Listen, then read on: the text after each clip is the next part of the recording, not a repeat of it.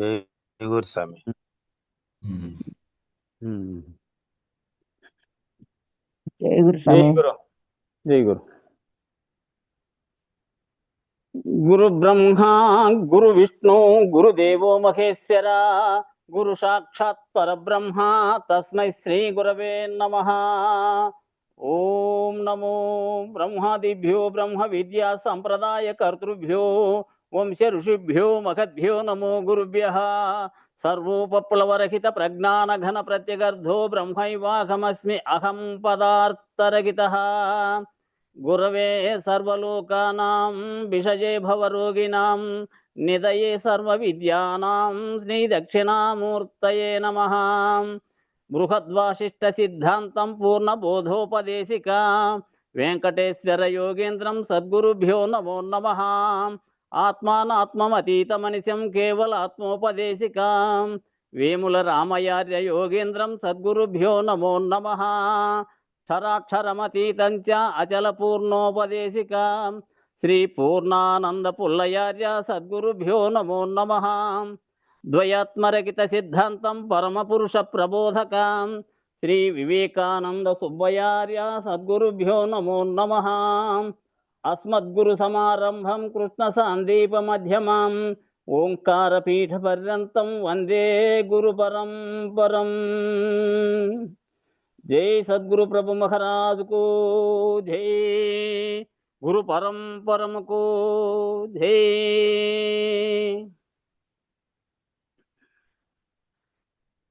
నివాళులిదిగో నివాళులిదిగో మా నిర్మలాంబదోరణాల రాధా రుక్మిణి దేవికి నివాళులిదిగో.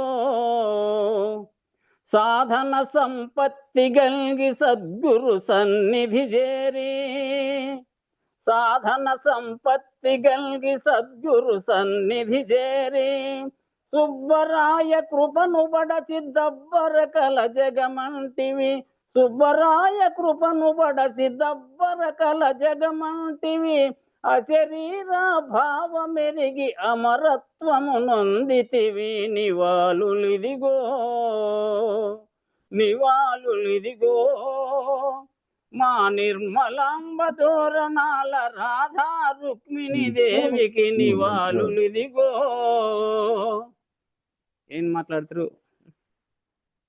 నీవెరిగిన నిజ బోధను భూమిని సుజనుల కొరకు నీవెరిగిన నిజ బోధను భూమిని సుజనుల కొరకు అచల బోధ వాసస్వతి విచారణలు వినికనియో.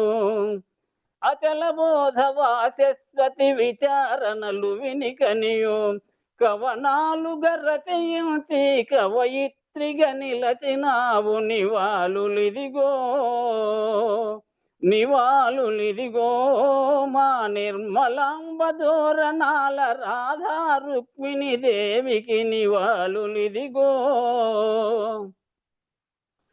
గురు మంత్రము గురునిష్ట గురుడే పరమాత్ముడని గురు మంత్రము గురునిష్ట గురుడే పరమాత్ముడని చిరకాలము గురు సేవే దరి చేర్చును అని తెలిపి చిరకాలము గురు సేవే దరి చేర్చును అని తెలిపి సాంప్రదాయ మండలికి సాటిన మా తల్లికి దే నివాళులిదిగో నివాళులిదిగో.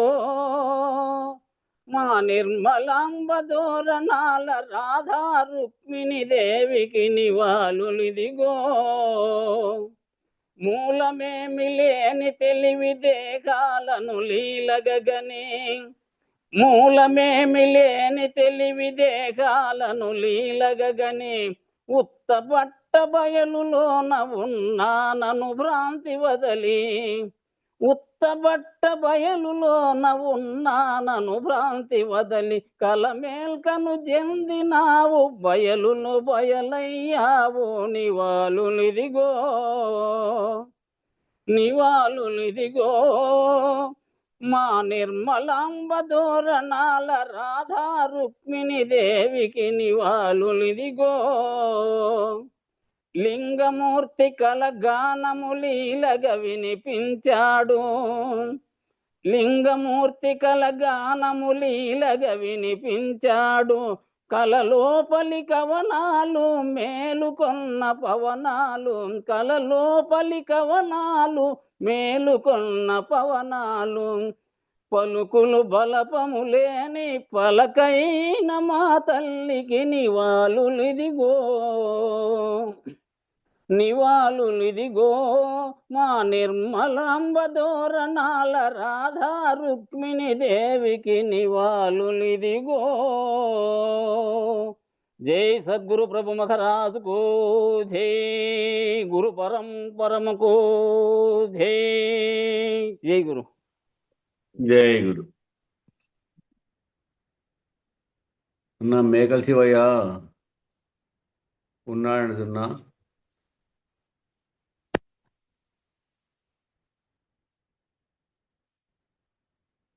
ఇక నిన్న జరిగిన విషయము, తీవ్ర ముముక్షువుకు గురువు చెప్పింది సరిపోకపోతే, తీవ్రత కలిగినటువంటి ముముక్షువుకు నేను గురువు ద్వారా తెలియబడాలా అనేటువంటి పట్టుదల కలిగినటువంటి వ్యక్తికి, అట్టి శిష్యునికి గురువును నింగదీస్తాడు. ఆ గురువు చెప్పింది సరిపోకపోతే, అర్థం కాకపోతే గురువును నిగ్గదీస్తాడు, మళ్ళీ గట్టిగా అడుగుతాడు. అప్పుడు నీవు నీదైన ఆలోచనను పూర్తిగా వీడి గురువు తెలివిలోకి ప్రవేశిస్తే, అప్పుడు నీవు నీదైన ఆలోచనను పూర్తిగా వీడి గురువు తెలివిలోకి ప్రవేశించి ఆ తెలివితో వచ్చే సమాధానంను నీవు విని, ఆ తెలివితోనే వచ్చే సమాధానాన్ని బాగా నీవు విని నీ యందు ఆచరించి అనుభవంలోకి తెచ్చుకోగలుగుతావు. అప్పుడు నీ యందు ఆచరించి నీ అనుభవంలోకి తెచ్చుకోగలుగుతావు. ఎందుకంటే ఆ తీవ్రత ఉంది కాబట్టి. ప్రశ్న వేసినప్పుడు ఆ ప్రశ్న మీద ఏ సమాధానం వస్తుందో గురి కలిగి ఉంటావు. అట్లా గురి కలిగి ఉన్నప్పుడు నీవు అప్పుడు ఆ తెలివితో, ఏ తెలివితో అయితే గురువుగారు నువ్వు అడిగినావో, ఏ తెలివితో అయితే గురువు చెప్తున్నాడో, ఆ తెలివి ఈ తెలివి ఒకటే, ఏకమవుతాడు. అందుకు ఆ తెలివితో వచ్చే సమాధానం నువ్వు విని నీ యందు ఆచరించి అనుభవంలోకి తెచ్చుకోగలుగుతావు. అప్పుడు ఇదే నీ సాధనకు సహాయకారి. ఇదే నీ సాధనకు సహాయకారి. ఇలా అయితేనే నీకు అందరికీ పరిణామం వస్తుంది. ఇలాగైతేనే నీకు అందరికీ కూడా ఇదే పరిణామము వస్తుంది. ఏం కలగాలి? నువ్వు విన్న దాంట్లో ప్రశ్న కలగాల నీకు. అప్పుడు నీకు ప్రశ్న కలిగితే ఆ గురువు దగ్గర నువ్వు ఆ ప్రశ్న ఉచ్చరిస్తే వాటిని బట్టి నీ ఊహ దానిపైనే ఇమిడి ఉంటుంది కాబట్టి నువ్వు అప్పుడు తెలియబడతా పోతావు. కాలము అనగా రాత్రి పగలు అనేది. కాలము అంటే ఏమి? రాత్రి పగలు అనేది. ఇది మార్పు చెందేది. కాలమేమో మార్పు చెందేది. రాత్రిగాను కొంతకాలం ఉంటుంది, మళ్ళా పగలుగా కొంతకాలం ఉంటుంది. ఈ కాలాన్ని ఆధారం చేసుకొని వచ్చినదే ప్రదేశం, ఉపదేశము అనేదానికి ఈ పాఠము ఉపదేశ సారం. ఈ ఉపదేశ సారంలో ప్రదేశము అంటే కాలాన్ని ఆధారం చేసుకొని వచ్చినదే ప్రదేశము. కాలాకాలములు శూన్యమును ఆధారం చేసుకుని వస్తున్నాయి. కాలాకాలములు ఏమైతాయి? శూన్యమును ఆధారం చేసుకుని వస్తూ ఉంటాయి. శూన్యము కూడా పరిమితమైనదే. శూన్యము కూడా పరిమితమైనదే, అపరిమితమైతే కాదు. శూన్యానికి అతీతమైనది బయలు. ఈ శూన్యానికి అతీతమైనది బయలు. మరి శూన్యం ఎంతవరకు ఉంది? శూన్యం అనేది 40 కోట్ల యోజనములు పరిమితం. 40 కోట్ల యోజనములు పరిమితం శూన్యం. అదే అచలం, చెలించినటువంటి వస్తువు. శూన్యానికి అతీతమైంది బయలు, అదే అచలం, చెలించని వస్తువు, అదే పరబయలు. పిండాండ బ్రహ్మాండ విశ్వాండ పంచీకరణలను ఆధారం చేసుకొని ఈ పిండాండం అనగా జీవుడు, బ్రహ్మాండం అనగా ఈశ్వరుడు, విశ్వాండం అనగా పరబ్రహ్మ స్వరూపము, బ్రహ్మస్వరూపం. ఈ పిండాండ బ్రహ్మాండ అంటే ఈ జీవుడు, ఈశ్వరుడు, పరబ్రహ్మ స్వరూపాన్నంతా కూడా పంచీకరణ ఆధారం చేసుకుని వీటిని 5 విషయాలను మనం సాంఖ్య, తారక, అమనస్క, అచల, మహావాక్య విచారణ, తర్వాత ఈశ్వరీయ విచారణ, ఇట్లా పంచీకరణను ఆధారం చేసుకొని వాటిని గురించి తెలుసుకొని ఇవన్నీ మార్పు చెందేవే కదా, ఇవన్నీ కూడా మార్పు చెందేవే కదా. మార్పు చెందనిది నేను అని వాటన్నిటినీ నిరసించి, మార్పు చెందనిది ఏది అంటే నేను అనేటువంటి వాటినన్నిటిని నిరసించు.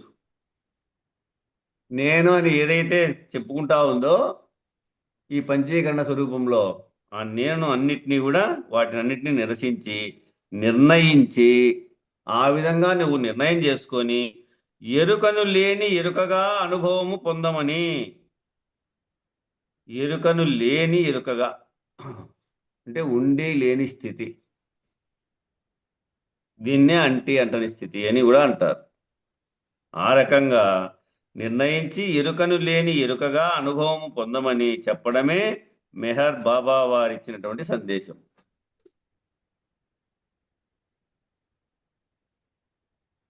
ఎరుకను లేని ఎరుకగా అనుభవము పొందమని చెప్పడమే మెహర్ బాబా గారిచ్చినటువంటి సందేశం.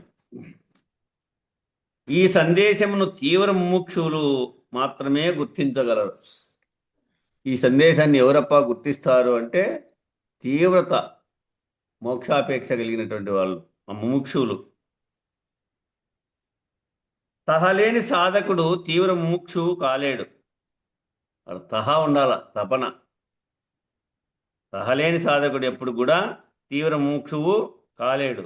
తహ ఉన్నవాడు గురువు చెప్పినది వెంటనే ఆచరించి, ఆ తహ ఉన్నవాడు, ఆ తీవ్ర ముముక్షత్వం కలిగినటువంటి వాడు ఏమవుతాడు? గురువుగారు చెప్పింది వెంటనే ఆచరిస్తాడు. వెంటనే ఆచరించి ఈ లక్షణాలు నాలో ఎంతవరకు ఉన్నాయి, ఈ లక్షణాలు నాలో ఎంతవరకు ఉన్నాయి అని తనను తాను పరిశీలించుకొని గురువును మానసికంగా వెంబడించగలుగుతాడు. గురువును నిరంతరము ప్రశ్నించేటువంటి తీరిగా గురువు వెంట, గురువు ఇంట ఎల్లప్పుడూ పయనిస్తూనే ఉంటాడు. గురువును మానసికంగా వెంబడించగలుగుతాడు. బోధ గురువులు తీవ్ర ముముక్షువునకు తాను చెప్పినటువంటి దానికి యొక్క వివరమును ఇంకా ఇంకా తెలియజెప్పమని అడిగినప్పుడు దీనికన్నా పైది అందించేందుకు పై వారి వద్దకు వారే స్వయంగా పంపిస్తారు. ఆ బోధ గురువులు తీవ్ర ముముక్షువు అయినటువంటి అట్టి శిష్యునికి తాను చెప్పిన దానికి యొక్క వివరములంటే ఇంకా ఇంకా తెలియజెప్పమని అడిగినప్పుడు, నాకు ఇంకా ఇంకా చెప్పు అని తెలియపరిచినప్పుడు దీనికన్నా పైది అందించేందుకు పై వారి వద్దకు వారే స్వయంగా పంపిస్తారు. పైమెట్టుకు. ఏది పైమెట్టు? అది నిజబోధ, పూర్ణబోధ. ఎన్నో సాంప్రదాయాలతో, ఎన్నో విషయాలతో ఎంతోమంది దగ్గర చేరి తెలియబడినటువంటి వారు మేక నరసింహస్వాముల వారు, ఈ నిర్భయానంద స్వామి. కాబట్టి ఇంకా వాళ్ళే పంపిస్తారు, నాయన నువ్వు ఇదిగో దారి, నిజంగా నిజ ప్రబోధ ఇగో ఈ విధంగా ఉంది పో అని అన్ని పరిశోధన చేసి అన్ని విచారించి తెలియబడుతూ వచ్చాడు. కాబట్టి నిజబోధ ఏదో పరిపూర్ణ బోధ స్థితి ఏదో తెలియబడడానికి పూర్ణబోధ స్థితిని పొందగలిగాడు. అందుకే కైవల్యాశ్రమము వాళ్ళ చిత్రంలో శివరామ దీక్షితుల వారే పైన ఉన్నారు. అంతకంటే శివరామ దీక్షితుల వారి కంటే ముందు ఉన్నటువంటి వాళ్ళు అనేక మంది ఉన్నారు చుట్టూ. అయినా శివరామ దీక్షిత పరంపర స్థితిగా కైవల్య ఆశ్రమం వాళ్ళ చిత్రపటం ఉంది కదా, పైన శివరామ దీక్షితుల్నే మొట్టమొదట చేర్చి ఉంచారు. దీనికన్నా పైది అందించేందుకు పైవారి వద్దకు వారే స్వయంగా పంపిస్తారు. కానీ తీవ్ర ముముక్షువుకు ఇది చాలదు. తీవ్ర ముముక్షువుకు ఇది చాలదు.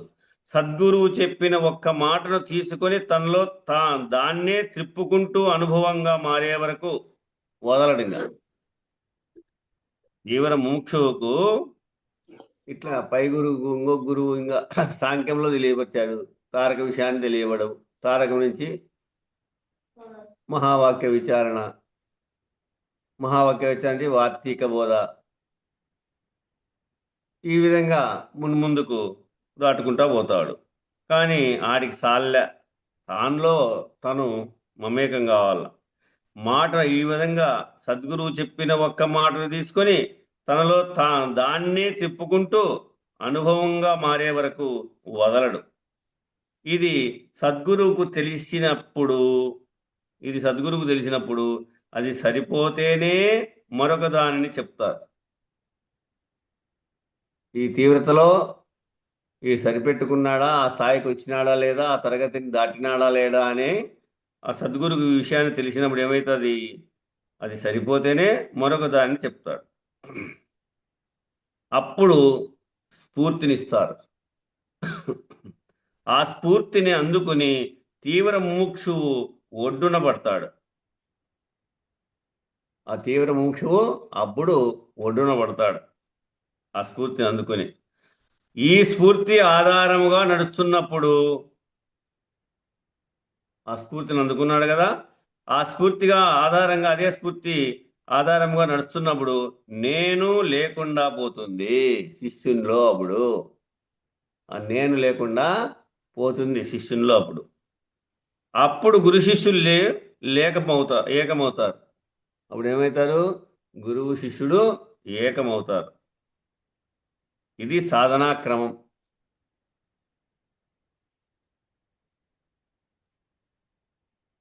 ఈ గురువు శిష్యుడు ఏకస్థితిని ఎట్లా పొందాలా? శివజీవ ఏక సంధానం అని అంటారు. ఏకస్థుతి అదే బ్రహ్మాకార వృత్తి పొందడం, తానై ఉండడం. ఇది సాధనా క్రమం. ఇలా దృఢంగా సాధన చేయగలిగిన వాడే సచ్చిష్యుడు. ఈ దృఢంగా ఇలా సాధన చేయగలిగినటువంటి వాడే సచ్చిష్యుడు. అలాంటి సచ్చిష్యునికి సద్గురువు తారసపడమే సాధక శిష్యుల అదృష్టం. అటువంటి సద్గురుడు తారసపడమే మనకు దొరకడమే సాధక శిష్యుల యొక్క అదృష్టం. అది ఎన్నో జన్మల సుకృత ఫల విశేషం చేత మానవ జన్మ ఎట్లా వచ్చిందో అట్లా ఎన్నో జన్మల ఆత్మజ్ఞానం చేత అట్టి గురువు లభ్యమవుతాడు అని. ఇక ప్రేమ సేవ,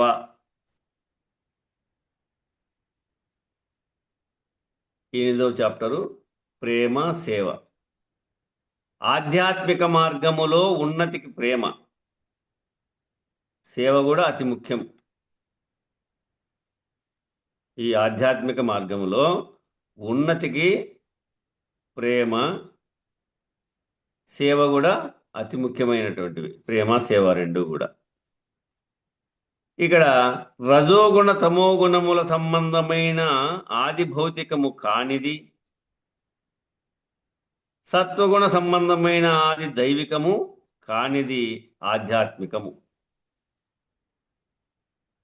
ఈ మూడు కానిదే ఆధ్యాత్మికము.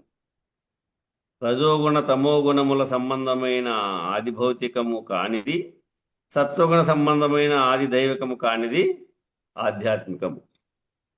ఈ రెండు పరిణామము చెందేవి ఈ రెండింటికి వేరైనదే ఆధ్యాత్మికము. ఈ తమోగుణ రజోగుణ తమోగుణ సంబంధమైనటువంటి ఆది భౌతికము, సత్వగుణ సంబంధమైనటువంటి ఆది దైవికము, ఈ రెండు పరిణామం చెందేవి. ఈ రెండిటికి వేరైనది ఆధ్యాత్మికం. ఇది నీవే దైవమై ఉన్నావని చెబుతుంది. ఈ ఆధ్యాత్మికం ఏం చెప్తుంది? నీవే దైవమై ఉన్నావని చెప్తుంది. మేకల శివయ్య స్వామి మీట్ పెట్టుకో.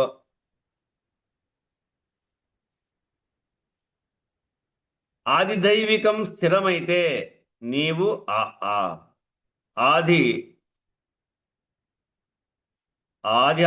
ఆత్మిక స్థితిలోకి ప్రవేశించినప్పుడు, నువ్వు ఎప్పుడైతే నీకు ఆది దైవికం స్థిరమైనప్పుడు నీవు ఆధ్యాత్మికములోకి ఆ స్థితిలోకి ప్రవేశించినప్పుడు అది ఆది దైవం కూడా లేకుండా పోతుంది. ఎప్పుడైతే నీవు సత్వగుణ సంబంధమైన ఆది దైవికములోకి ప్రవేశించినప్పుడు, స్థిరమైనప్పుడు, అది ఆధ్యాత్మిక స్థితిలోకి కూడా ప్రవేశించినప్పుడు ఆది దైవం కూడా లేకుండా పోతున్నప్పుడు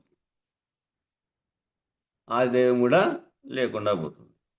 అనగా నేను వేరు దైవం వేరు కాదనే అనుభవ స్థితి మాత్రమే కలుగుతున్నాడు.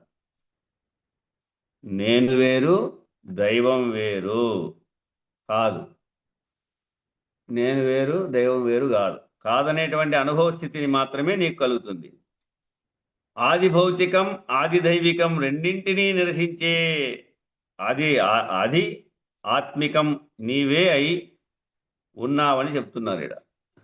రెండింటినీ నిరసించే ఆది భౌతికము ఆది దైవికము రెండింటినీ నిరసించేటువంటి ఆధ్యాత్మకము నీవే ఉన్నావని చెబుతున్నారు.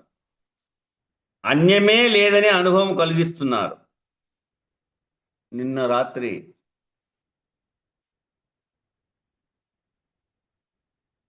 శనివారం రాత్రి మనకు రాత్రి వేళ జరిగేటువంటి విషయాల్లో ఇవి ఆది దైవిక ఆది భౌతిక ఆది ఆధ్యాత్మిక విషయములు విన్నాం మనం.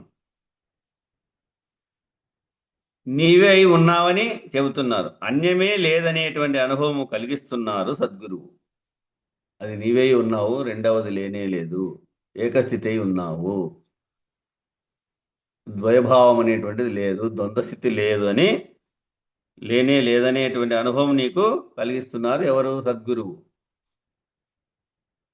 అప్పుడు ఏమైంది? తీవ్ర ముముక్షువు ఈ అనుభవంలో నిలిచి ఉంటాడుగా. తీవ్రత కలిగినటువంటి ముముక్షవు ఈ అనుభవంలోనే నిలిచి ఉంటాడు, తానయ్యే ఉంటాడు, ద్వంద్వస్థితిని పొందడు. ఆది భౌతికము ఆది దైవికము సహాయకారిగా ఉన్నాయని, అది ఆత్మిక స్థితిలో ఉంటే అప్పుడు గుర్తిస్తావు. ఆది ఆత్మిక స్థితిలో మొట్టమొదట ఏదైతే వచ్చిందో ఆదిలో ఆత్మ, ఆ స్థితిలో ఏకస్థితిలో ఆది ఆత్మిక స్థితిలో ఉంటే అప్పుడు గుర్తిస్తావు. అప్పుడు మాత్రమే నీలో ప్రేమ అంకురార్పణం అవుతుంది. ఆ స్థితిలో ఉంటే నేనే ఉన్నాను, అంతా నేనే ఉన్నాను, అంతటను నేనే ఉన్నాను, నేను ఒక కళ, నేను ఈ బ్రహ్మాండాతీత స్థానంలో పరుడుగా ఉన్నాను అనే నిర్ణయంగా, అప్పుడు మాత్రమే నీలో ప్రేమ అంకురార్పణ అవుతుంది. ఈ ప్రేమయే దైవీ ప్రేమ. ఈ ప్రేమయే దైవీ ప్రేమ. నీ పొరుగు వారిలో కూడా నిన్ను చూసుకున్నప్పుడు, అది నేనే ఉన్నానని అనుకున్నప్పుడు మాత్రమే ఈ దైవీ ప్రేమ అనుభవముగా నిలుస్తుంది. నీ పొరుగువారిలో కూడా నిన్ను చూసుకున్నప్పుడు మాత్రమే ఈ దైవీ ప్రేమ అనుభవముగా నిలుస్తుంది. బింబ జ్ఞానము ప్రతిబింబ జ్ఞానము రెండుగా కనపడకపోవటయే దైవీ ప్రేమ. బింబ ప్రతిబింబము రెండుగా కనపడుకోకుండా ఒకటిగా కనపడినప్పుడే బింబ జ్ఞానము, ప్రతిబింబ జ్ఞానము. బింబ జ్ఞానము అంటే ఆత్మస్వరూపము, దానికి ప్రతిబింబం అవుతా ఉండేది జీవుడు. ఇట్లా బింబ జ్ఞానము ప్రతిబింబ జ్ఞానము రెండుగా కనపడకపోవటే దైవీ ప్రేమ. నాకు వేరుగా ఒకటి ఉంది, వాటి నుండి నేను మనుగడ చెంది ఉన్నాను, వాటి నుండినే నేను సుఖదుఖాలను పొంది ఉన్నాను అనే భావన కాకుండా అది నేనయే ఉన్నాను అనే నిర్ణయం, అది నేనయ్యే ఉన్నాననేటువంటి నిర్ణయం కావాలి. అది దైవీ ప్రేమ.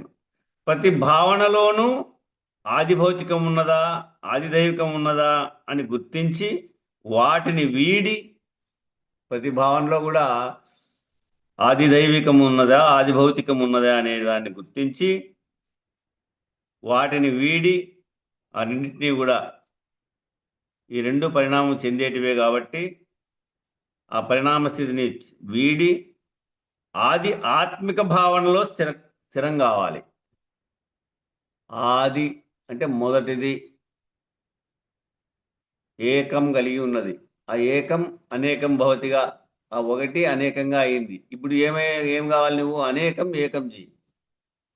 అనేకం ఏకం భవతిగా, అనేకం ఏకం చేసి ఆది, ఆ మొట్టమొదట ఏదైతే ఏర్పడి ఉందో ఆ పరబ్రహ్మ స్వరూపం, విశ్వాండమంతా కూడా తానే ఉండేటువంటి బ్రహ్మస్వరూపం, వీడి ఆది ఆత్మిక భావనలో స్థిరం కావాల.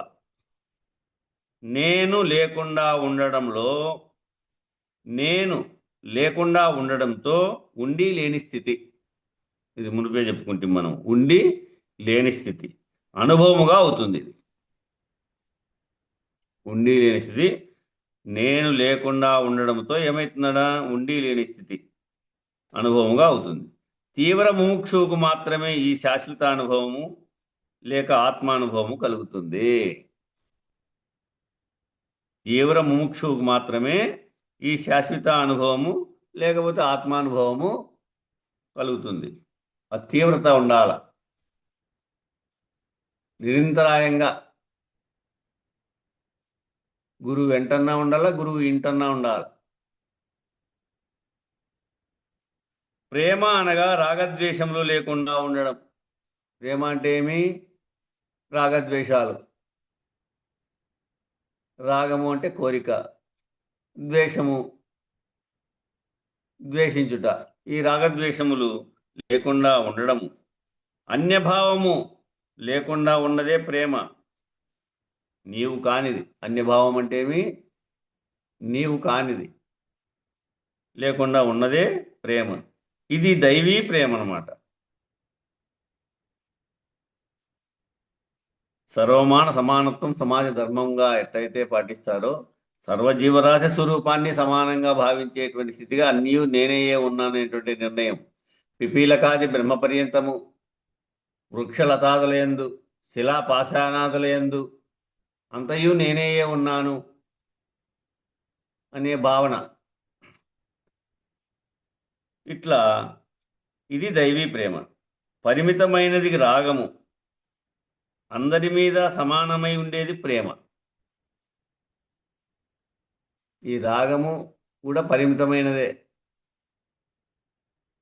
ప్రేమ అనేదేమో అందరి మీద సమానమై ఉండేది ప్రేమ. చూడు, రాగమునకు ప్రేమకు ఎంత తేడా ఉందో. రాగం అనేది కోరిక అనేది ఇది పరిమితం. ప్రేమ అనేది అందరి మీద సమానంగా ఉండేటువంటిది. సేవ చేసేటప్పుడు నేను లేకుండా పోయినప్పుడు పుట్టేది ప్రేమ. ఆ సేవ చేసేటప్పుడు నేను లేకుండా పోయినప్పుడు పుట్టేది అది ప్రేమ. నీవు లేని స్థితిని పొందడమే ప్రేమ. దైవం మీద చూపేటువంటి ప్రేమ లాంటిదే అందరి మీద చూపాలి. దైవం మీద ఎట్లయితే నీ ప్రేమ చూపిస్తున్నావో అలాంటిదే అందరి మీద కూడా చూపాలి. చూడండి, దైవానికి ఎంత క్రమశిక్షణగా దైవస్థానంలో పోయినప్పుడు ఎట్లా అంటే అట్లా ప్రవర్తించి నడతాం. ఆ విధంగానే ప్రతి ఒక్కరి మీద ప్రేమ కలిగి ఉండాలి. ఆ చూపే ప్రేమ లాంటిదే అందరి మీద చూపాలి. ఎవరి దైవం మీద చూపేటువంటి ప్రేమ లాంటిది అందరి మీద చూపాలి. అన్నప్పుడు నిస్వార్థ సేవ చేయాలి. అటన్నప్పుడు నిస్వార్థ సేవ చేయాలి. చేయగా చేయగా నేను కరిగిపోవాలి. అందరిలో ఉన్న భేదములు అగుపించనప్పుడు అందరిలో ఉన్నటువంటి భేదములు నీకు అగుపించనప్పుడు నీకు అవి వాళ్ళకు ఉండేటువంటి ఆ భేదాలు నీకు కనపడినప్పుడు ఆ భేదాలను ప్రేమ ద్వారా జయించినప్పుడు అది దైవీ ప్రేమ అవుతుందన్నమాట. అందరిలో ఉన్నటువంటి భేదములు అగుపించనప్పుడు, ఆ భేదాలు నీకు అగుపించినప్పుడు, ఇది భేదస్థితిగా మాట్లాడుతున్నావు, భేదస్థితిగా ఉన్నావు, నీ నడకంతా భేదస్థితిగా వ్యవహరిస్తూ ఉంది అనే భావన నీలో పోవాలి. అట్లా ఆ భేదాలను ప్రేమ ద్వారా జయించినప్పుడు అది దైవీ ప్రేమ అవుతుంది. నిస్వార్థ సేవయే దీనికి సాధన. ఆ నిస్వార్థ సేవ చేసినప్పుడే నేను ఇది ఫలితం పొందాలా అనేటువంటి భావనతో సేవ చేయకూడదు. నాకు ఈ కీర్తి ప్రతిష్టలు కలగాలనేటువంటి భావనతో సేవ చేయకూడదు. నువ్వు చేసేటువంటి సేవ అది దైవీ సేవగానే ఉండాలి. నిస్వార్థ సేవయే దీనికి సాధన. ప్రేమ సేవలను సాధనగా చేసుకోవాలంటే ఆది భౌతికమును ఆది దైవికమును అధిగమించాల. ప్రేమ సేవలను సాధనగా చేసుకోవాలంటే నువ్వు ఆది భౌతికమును ఆది దైవికమును అధిగమించి, ఎందుకంటే అవి పరిణామం చెందినటువంటివే. నీకు ఆది దైవికము ఆది భౌతికము పరిణామము మితముగా ఉన్నటువంటివే, అమితము కాదు కదా. ఆధ్యాత్మిక స్థితిలో ఉండాలి, అధిగమించి ఆధ్యాత్మిక స్థితిలో ఉండాలి. ఆది భౌతికము ఆది దైవికములలోనే ఈ సాధన చేసి నువ్వు ఆది భౌతికము ఆది దైవికములోనే ఈ సాధన చేసి ఆధ్యాత్మికమైనటువంటి ఆత్మానుభవం పొందాల. ఆది మొట్టమొదటైనటువంటి ఆధ్యాత్మికమైనటువంటి ఆత్మానుభవాన్ని పొందాలి నువ్వు. ఇక 9వ చాప్టర్, దైవానికి దగ్గరవ్వడం ఎలా? దైవానికి దగ్గరవ్వడం ఎలా అంటే, దైవానికి దగ్గరవ్వాలంటే దేనిని లేకుండా చేసుకోవాలా? దైవానికి దగ్గర అవ్వాలంటే దేనిని లేకుండా చేసుకోవాలి అంటే అహంను లేకుండా చేసుకోవాలి. అహంను లేకుండా చేసుకోవాలి. ఆయా సందర్భానుసారముగా ఎదురైనటువంటి వారితో పూర్వజన్మ సుకృతానుసారముగా వ్యతిరిక్త భావాలు ఉంటూ ఉంటాయి. ఆయా సందర్భానుసారముగా ఎదురైనటువంటి వారితో ఎవరైనా కనపడతారు, తెలిసిన వాళ్ళు, నీతోనే అనుభవంగా ఉన్నటువంటి వాళ్ళు కనపడినా కూడా ఏదైనా వారితో పూర్వజన్మ సుకృతానుసారముగా గత జన్మ సంస్కార విశేషం చేత వ్యతిరిక్త భావాలైతే ఉంటాయి. ఇద్దరి అభిప్రాయాలు భిన్నంగా ఉంటాయి. కొంచెం శత్రువైనటువంటి వ్యక్తిని నువ్వు మాట్లాడించలేవు, పోయి ఆయన నిన్ను మాట్లాడించలేడు. నీవు భావనారూపంగా మాట్లాడినావనుకో ఆయన మెదులుతాడు. ఇద్దరి అభిప్రాయాలు భిన్నంగా ఉంటాయి. స్పర్ధలు తేడా దేనివల్ల వచ్చాయి? ఈ మనస్పర్ధలు అనేటువంటివి తేడాలు దేనివల్ల వచ్చినాయి అంటే అహం వల్ల వస్తాయి. నీకు అహం వల్లనే వస్తాయి. అహం లేకపోతే వారి నుండి విమర్శలు వచ్చినప్పటికీ ప్రశాంతంగానే ఉంటావు. అహము లేకపోతేనా వారి నుండి విమర్శలు వచ్చినప్పటికి కూడా నువ్వు ఎట్లుంటావు అంటే ప్రశాంతంగానే ఉంటావు. అంటే విమర్శించేవారు అంటే నీ మేలు కోరేవారే అనుకోవాలి. అప్పటికి విమర్శించేవారు నీ మేలు కోరేవారే అనుకోవాలి. వారి విమర్శల వల్లనేగా నీలో నిజముగా ఆ లక్షణాలు ఉన్నాయా లేవా అనేటువంటి గుర్తిస్తావు.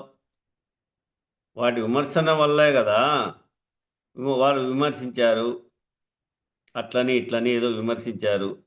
వారి విమర్శల వల్లనేగా నీలో నిజముగా ఆ లక్షణాలు ఉన్నాయా లేవా అని నువ్వు గుర్తించి తొలగించుకోగలుగుతావు.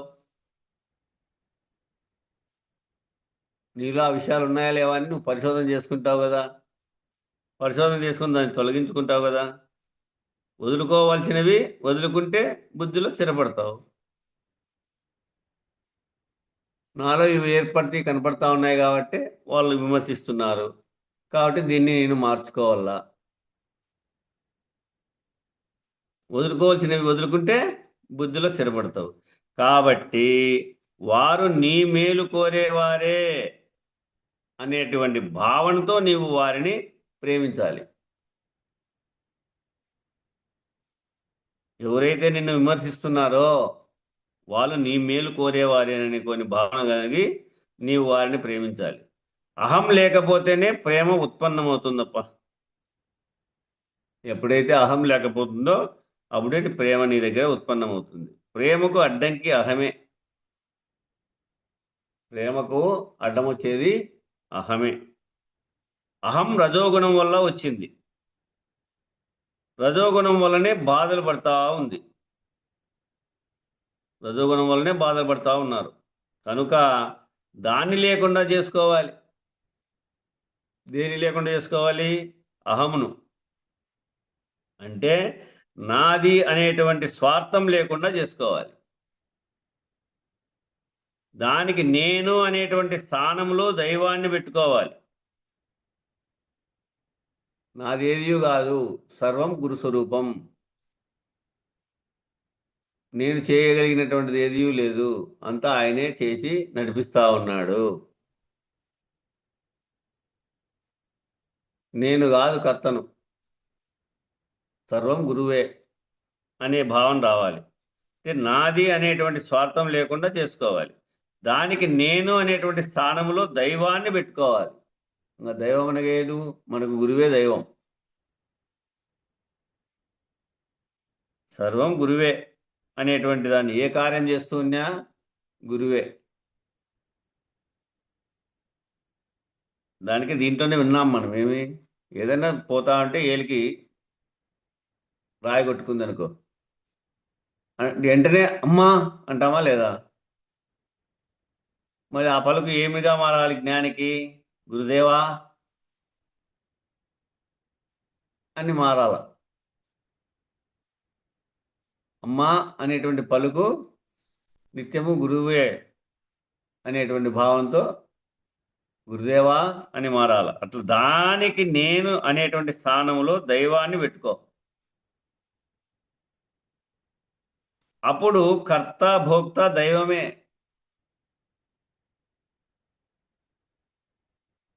రాగద్వేషాల బదులు సహనం,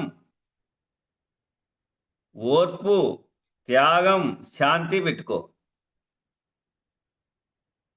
ఈ రాగద్వేషాల బదులు కోరిక, ద్వేషము, రాగద్వేషాలు అన్నప్పుడు ఏమంటే 8 వస్తాయి. ఇక్కడ కామ, క్రోధ, లోభ, మోహ, మద, మాత్సర్యాలు 6, రాగము, ద్వేషము.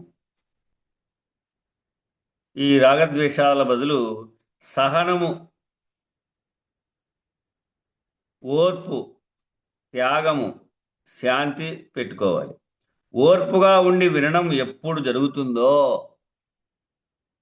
ఓర్పుగా ఉండి ఎప్పుడైతే నిదానంగా పదపదము ఎప్పుడైతే వినగలుగుతావో, ఓర్పుగా ఉండి వినడం ఎప్పుడు జరుగుతుంది అంటే బుద్ధి పరిధిలో సత్వగుణ సంపన్నతతో ఉన్నప్పుడు. నీవు బుద్ధి పరిధిలో ఉన్నప్పుడు, సత్వగుణ సంపన్నతతో ఉన్నప్పుడు, అనగా దైవీ అహంతో ఉన్నప్పుడు ఇలా ఉంటుంది. నువ్వు వినగలిగింది మరుపు అనేది రాదు. ఇంకా మీరు మీ చుట్టూ ఉన్న సమాజం చేతనే ఉద్ధరించబడుతున్నారు. మీరు ఎట్లా ఉద్ధరించబడతా ఉన్నారు అంటే మీ చుట్టూ ఉన్నటువంటి సమాజం చేతనే ఉద్ధరింపబడతా ఉన్నారు. ఎట్టి వారి స్నేహం పడితే అట్టి గుణగణాలు వస్తాయి. మీ చుట్టూ ఎవరిని పెట్టుకోవాలా?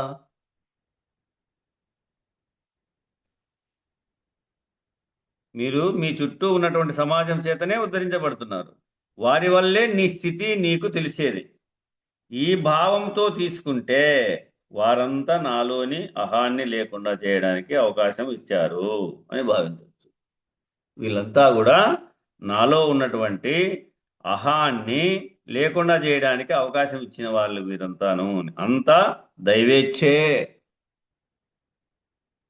అంతా గురుదయే అనే నిర్ణయం ఆ దైవేచ్ఛే ప్రకారము జరుగుతుంది అని తీసుకుంటే ఫలితాలు నీకు లేవుగా. నాదేయ్యూ కాదు, అంతా దైవేచ్ఛ. ఆ దైవేచ్ఛ ప్రకారమే ఇదంతా జరుగుతూ ఉంది అని తీసుకుంటే ఫలితాలు నీకు లేవు, కష్ట నష్టాలు లేవు. ఎందుకంటే దైవమే సమర్థుడు, అంటే గురువు. ఆ గురువే అన్నిటికీ సమర్థుడు. ఏది ఎక్కడ ఏమి నడిపించాలో అది నడిపించేటువంటి సత్తా గురువుకే ఉంది. గురువే నడిపించగలుగుతాడు. వచ్చిన దైవేచ్ఛ, పొగిడినా తిట్టినా దైవేచ్ఛే. ఏమి కష్ట నష్టాలు వచ్చినా దైవేచ్ఛే. ఆయనే ఇస్తున్నాడు నాకు ఇది, నన్ను ఎందుకు మార్పు చేస్తున్నాడు. పొగిడినా తిట్టినా దైవేచ్ఛే. పొగిడినా దైవేచ్ఛే, తిట్టినా దైవేచ్ఛే అన్నప్పుడు ప్రశాంతంగా ఉన్నావు కదా. అప్పుడు నాదేదీ లేదని నీ మీద పెట్టుకోకుండా అన్నీ ఆ గురువు మీద వేసినప్పుడు నువ్వు కాబట్టి ప్రశాంతంగా ఉన్నావు కదా. ఎలా ప్రశాంతంగా ఉన్నాము? దైవానికి దగ్గరగా ఉన్నప్పుడు ప్రశాంతంగా ఉన్నాం. ఎప్పుడైతే దైవానికి దగ్గరగా ఉన్నప్పుడు ప్రశాంతంగా ఉన్నాం. దైవానికి దగ్గరగా ఉండాలంటే అహాన్ని లేకుండా చేసుకోవాలి.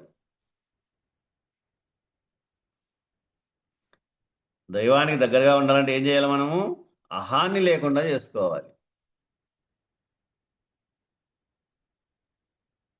అహం అంటే ఏమి? రజోగుణం. అహం అంటే రజోగుణం. నేను నాది అనే భావం. ఇది ఎవరు ఎప్పుడు గుర్తుంచుకుంటారో, నేను నాది అనేటువంటి భావాన్ని, ఈ రజోగుణ సంబంధమైనటువంటి అహాన్ని ఎవరు ఎప్పుడైతే గుర్తుంచుకుంటారో, అంటే విషయాలతో కొట్టబడినప్పుడు, విషయాలతో కొట్టబడి వీటి నుండి ఎలాగైనా బయటపడాలనేటువంటి తహ కలిగిన వారు ప్రయత్నం చేస్తారు. వీటి నుండి నేను ఎలాగైనా బయటపడాలి అనే తహ, ఆ తపన ఉండాల. వీటి నుండి ఎలాగైనా బయటపడాలనేటువంటి తహ కలిగిన వారు ప్రయత్నం చేస్తారు. తహ లేకపోతే తాత్కాలిక పరిష్కారం అవుతుంది. నీకు ఆ తపన లేకపోతే ఏమవుతుంది? తాత్కాలిక పరిష్కారం అవుతుంది. అలా ఉన్నవారు సత్వగుణంతో శాంతంగా ఉన్నవారిని గమనించి, అలా ఉన్నవారు సత్వగుణముతో శాంతంగా ఉన్నవారిని గమనించి సత్వగుణ సంపన్నులు అవుతారు. నీ తోటివారు ఎట్లున్నారో వాళ్ళని చూసి, వారి పరిజ్ఞానం చూసి, వారి నడతా చూసి శాంతంగా ఉన్నవారని వారిని గమనించి వీరు కూడా సత్వగుణ సంపన్నులు అవుతారు. అహముతో కూడినటువంటి రజోగుణం నుండి విడుదల పొందితేనే ప్రశాంతత. ఈ రజోగుణము అహంతో కూడినటువంటి రజోగుణం. ఇది ఆ అహంతో కూడినటువంటి గుణమును, ఆ గుణము నుండి విడుదల పొందితేనే ప్రశాంతత అని, ఆ సత్వగుణముతో ఉన్న సుఖాన్ని పొందాలనేటువంటి తహ నీలో ఉంటే అప్పుడు నీవు ఆచరిస్తావు. ఆ సత్వగుణముతో ఉన్నటువంటి సుఖాన్ని నేను పొందాలనేటువంటి శాశ్వత సుఖం అది. ఆ శాశ్వత సుఖాన్ని నువ్వు పొందాలనేటువంటి తహ నీలో ఉంటే నీవు ఆచరిస్తావు. విషయాలు సమస్యలు వచ్చినప్పుడు వ్యవహారాన్ని పరిశీలించి ఏదైనా విషయాలు వస్తాయి, సమస్యలు వస్తాయి. ఈ విషయాలు సమస్యలు వచ్చినప్పుడు వ్యవహారాన్ని పరిశీలించి రజోగుణం వచ్చిందని గుర్తించి, ఇక్కడ రజోగుణం వచ్చిందని గుర్తించి దాని నుండి విడుదల పొందడానికి దైవీ భావంతో బలపడాలి. దాని నుండి విడుదల పొందడానికి నువ్వేం చేయాలి? దైవీ భావంతో బలపడాలి. దైవం బలపడిన కొద్దీ కర్తృత్వ భోక్తృత్వాలు పోతున్నాయి. నీకు సత్వగుణ ప్రధానమైనటువంటి విషయం నీకు బలపడే కొద్దీ, ఆ దైవం బలపడిన కొద్దీ కర్తృత్వ భోక్తృత్వాలు పోతున్నాయి కదా. మన అనుభవంలో మనం గుర్తించుకోవాలా. అన్నీ దైవానికి అర్పణ చేసి సహజంగా ఉండాలి. నాది ఏది కాదు అని అన్నీ కూడా దైవానికి అర్పణ చేసి సహజంగా ఉండాలి. అన్నీ దైవానికి అర్పించేస్తే ఏమవుతుంది? అన్నీ దైవానికి అర్పించేస్తే ఏ సమస్య వచ్చినా ప్రశాంతంగా సత్వగుణంతో ఉంటావు అంతే.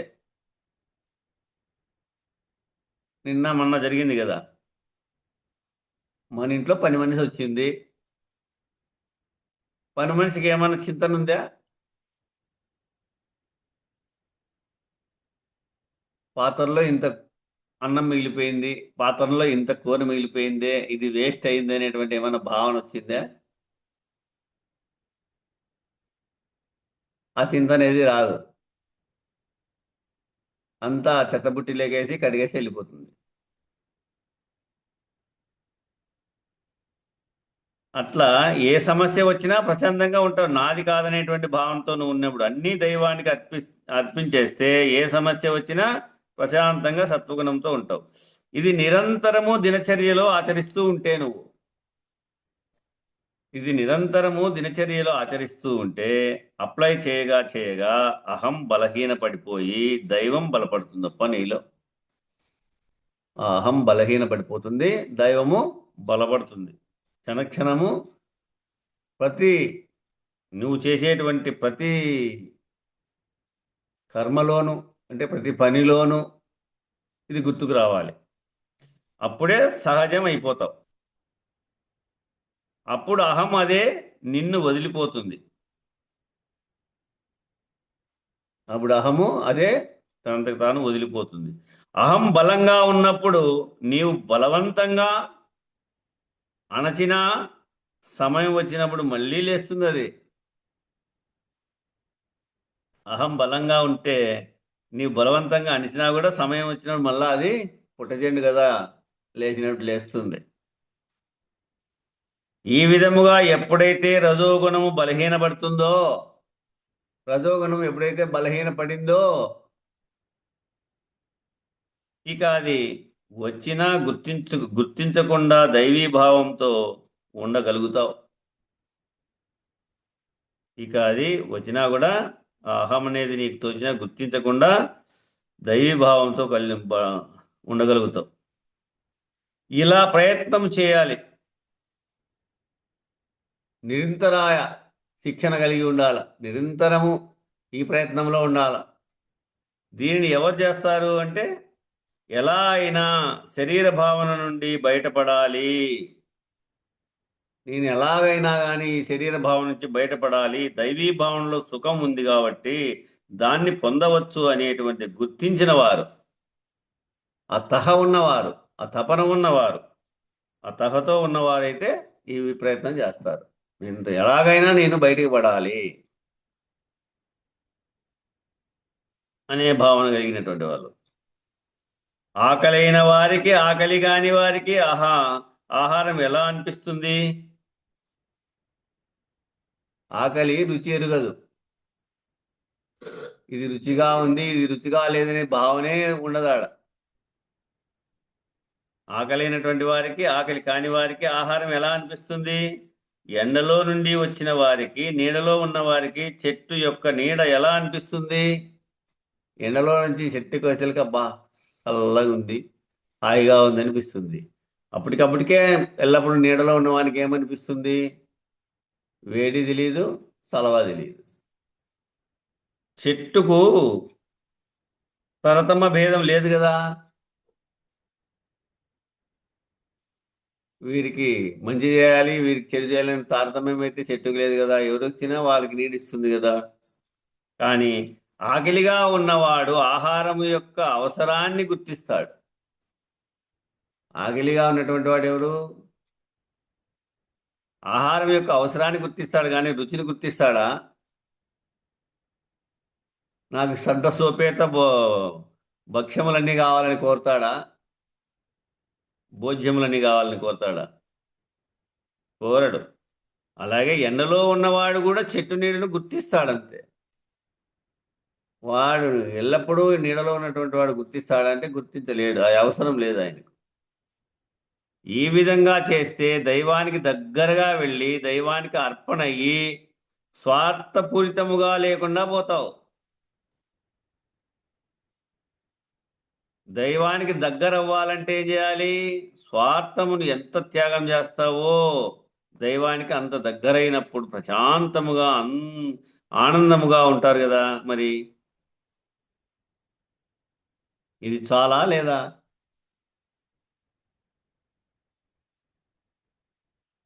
ఇదే కదా కావాల్సింది.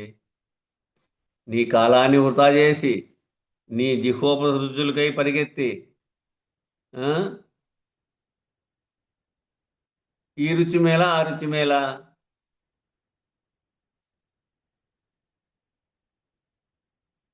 గురువుకు దగ్గర అవ్వడం ఎలా అనేది 10వ చాప్టర్. 24 గంటలు ఆనందముగానే ఉన్నా ఇది కూడా జనమరణ హేతువే అని తెలుసుకొని, 24 గంటలు ఆనందముగానే ఉన్నా కూడా ఇది కూడా జనమరణ హేతువే అని తెలుసుకొని, ఇది శాశ్వత ఆనందం కాదు, నాకు శాశ్వత ఆనందం కావాలి అనేటువంటి తహ కలిగినప్పుడు నువ్వు గురువుకి ఎట్లా దగ్గర చేరుతావు? 24 గంటలు ఆనందంగానే ఉన్నా కానీ ఇది కూడా జనన మరణ హేతువే. ఇవి బంగారు సంఖ్యలు, ఏవైనా సంఖ్యలే కదా. ఇది శాశ్వతానందం కాదు, నాకు శాశ్వతానందం కావాలి అనేటువంటి తహ కలిగినప్పుడు, ఆ తపన ఆ కోరిక కలిగినప్పుడు, ఇది శాశ్వతానందం కాదు అని అనుభవమైనప్పుడు ఆపై సాధన మొదలు పెడతావు.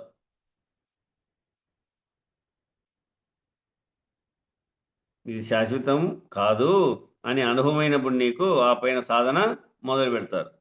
ఇలా చేస్తే ఈ రిజల్ట్ వచ్చిందని చెప్పి పరిష్కారం పొంది ముందుకు నడవాలనేటువంటి పట్టుదల ఉన్నవారు చేస్తారు ఈ పని. అది దాన్ని పరిశోధన చేసుకోవాలి. మార్పు ఏమైంది, నాకు ఎన్ని మార్కులు వచ్చినాయి, ఇంకా నేను ఎన్ని మార్కులు సాధించాలా. ఇలా చేస్తే రిజల్ట్ వచ్చిందని చెప్పి పరిష్కారం పొంది ముందుకు నడవాలనేటువంటి పట్టుదల ఉన్నవారు చేస్తారు ఈ పని. అవసరమైతే మళ్ళా ప్రశ్నించి అడుగుతారు. అవసరమైతే మళ్ళా కూడా ప్రశ్నించి అడుగుతారు. పిల్లల స్థితిలోకి నీ తెలివిని ప్రవేశపెట్టి క్రమంగా మాటలు నేర్పించినట్లు, పిల్లల స్థితిలోకి నీ తెలివిని ప్రవేశపెట్టి క్రమంగా మాటలు నేర్పించినట్లు గురువు సాధన పద్ధతిని నేర్పుతారు. ఎందుకంటే పిల్లలు ఒక మాట పలికేది ఇంకో మాట పలికినా కానీ మంచి మాటగే పలుకుతా ఉన్నాడు అనేటువంటి భావన చెందినాడు. తాత తాత అంటా ఉన్నాడంటే మరో పలుకు తా బదులు ఆ పలికినాడు అనుకో, అట్లా పలికినా కూడా నన్ను తాతాననే పలుకుతున్నాడు అనేటువంటి భావన కలిగి ఎట్టయితే మరీ వారికి చెప్పించుకుంటా పోతావో, పిల్లల స్థితిలోకి నీ తెలివిని ప్రవేశపెట్టి క్రమంగా మాటలు నేర్పినట్లు గురువు సాధన పద్ధతిని నేర్పుతారు. పిల్లలు స్వీకరించే దానిలో భేదం ఉంటుంది కానీ తల్లిలో లోపం ఉండదు కదా. పిల్లలు స్వీకరించేది తాత అనరా, తాత తాత అనుముని అనే బదులు వాడు ఆత ఆత అన్నాడు అనుకో, ఆ, వస్తాంది, పలుకుతాంది ఇట్లే పలుకొని ఎట్లయితే నేర్పింపగలుగుతాడో తాతాననే పిలుస్తానని, అందుకు తల్లిలో లోపం ఉండదు కదా, దాన్ని స్వీకరిస్తుంది, దాన్ని సరిచేసుకుంటుంది, సరిపెట్టుకుంటుంది ఆ పలుకును. అట్లా పిల్లలు స్వీకరించే దానిలో భేదం ఉన్నా కానీ తల్లిలో లోపం ఉండదు కదా. మరీ చెప్తాడు గురువు, నువ్వు తెలియబడక పక్కదారి చెప్పినటువంటి దారిలో లేకుండా పక్కదారి పట్టినా మరీ కూడా చెప్పుతాడు గురువు గారు. కాబట్టి మీరు కూడా సత్వగుణము కూడా లేకుండా చేసుకొని, మీరు కూడా సత్వగుణము కూడా లేకుండా చేసుకొని దైవీ స్థితిలో అర్పణ భావముతో ఉన్నప్పుడు అప్పుడు ఏమవుతాడు, గురువు నీ స్వరూపాన్ని చూపగలుగుతాడు. దైవీ స్థితిలో అర్పణ భావంతో నువ్వు ఉన్నప్పుడు గురువుగారు ఏం చేస్తారు, నీ స్వరూపాన్ని చూపగలుగుతారు. అప్పుడు దైవము నీవు వేరు కాదు కదా. నీ స్వరూపాన్ని చూపించినప్పుడు ఏమైంది, దైవము నీవు వేరు కాదు కదా. నీవే దైవం ఎలాగో అప్పుడు చెప్తారు, నీవే దైవము ఎలాగో అప్పుడు చెప్తారు. కాబట్టి శరీరం నీవు ఎట్లా కాదు, ఎట్లా అంటే బాల్య, కౌమార, యవ్వన, వృద్ధాప్య దశలలో రూపము, భావాలు మారినాయి కదా. బాల్య దశ నుంచి కౌమార దశకు వచ్చినావు, బాల్య దశ ఉంది, ఆ కౌమార దశలో బాల్య దశ లేదు, దాటుకున్నావు. కౌమార దశ నుంచి యవ్వన దశకు వచ్చినావు, అప్పటి కౌమార దశ దాటిపోయా. యవ్వన దశ నుంచి వృద్ధాప్య దశలోకి వచ్చినావు, యవ్వన దశ దాటిపోయింది. ఈ దశల వారీగా మారుతా వచ్చింది కదా. ఈ దశలలో రూపము, భావాలు మారినాయి కదా. రూపము మారింది, భావాలు మారినాయి. ఈ మారినవన్నీ శరీర మనోబుద్ధులకు మారనిది, మార్పు చెందనిది ఏదైతే ఉన్నదో అది నేను. ఈ మారినవన్నీ ఏమైనాయి, శరీర మనోబుద్ధులకు సంబంధించినటువంటివి, అంతఃకరణకు సంబంధించినటువంటివి. మారనిది, మార్పు చెందనిది ఏదైతే ఉన్నదో అది నేను, అదే నేను. మార్పు చెందేది ఈ శరీరము కనుక శరీరం నేను కాదు. దానితో తాదాత్మ్యత చెందినప్పుడు బాధ వచ్చింది. ఆ శరీరంతో తాదాత్మ్యత చెందినప్పుడు నువ్వేమైంది, నీకు బాధ వచ్చింది. శరీరం నేను కాదని స్థిరమైతే అప్పుడేమైంది, బాధ లేదు. శరీరం నేను కాదని స్థిరమైనప్పుడు బాధ లేదు. మారింది శరీరమే కదా అని ఆత్మభావనలో ఉన్నప్పుడు, ఆయా సందర్భాలలో వ్యక్తులు ఎదురైనప్పుడు, కర్మ సంబంధ వ్యవహారం జరుగుతున్నప్పుడు దానితో నాకెట్టి సంబంధము లేదని ఉండాలి. ఆత్మభావనలో ఉన్నప్పుడు ఎట్లుండాలా, ఆయా సందర్భాలలో వ్యక్తులు ఎదురైనప్పుడు, కర్మ సంబంధ వ్యవహారం అంతా జరుగుతున్నప్పుడు దానితో నాకెట్టి సంబంధము లేదని ఉండాలి. తారేకు వీధిలో పోరాడేవారు వారు మావారు మీవారు అనేటువంటి భావము లేకుండా ఉండమని కందార్థంలో చెప్తాడు. తారేకు వీధిలో పోరాడేవారు వారు మావారు, వీరు మీవారు అనేటువంటి భావన లేకోకుండా, ఇట్లా కర్మ సంబంధ వ్యవహారం జరుగుతున్నప్పుడు దానితో నాకెట్టి సంబంధము లేదని ఉండాలి. సహా ఉన్నవారు అలా చేస్తారు. వీటిపైన తీవ్ర ముముక్షత్వ స్థితి ఉన్నవారు అలా చేస్తారు. వీటికి కాలం సరిపోయింది, ఈ పేజీ కూడా సరిపోయింది. ఇంకొక నిమిషం ఉంటే ఈ ప్రకరణమే అయిపోతుంది, 10వ ప్రకరణమే అయిపోతుంది. ఒక నిమిషం. ఒడ్డున పడ్డ చేప ఒడ్డున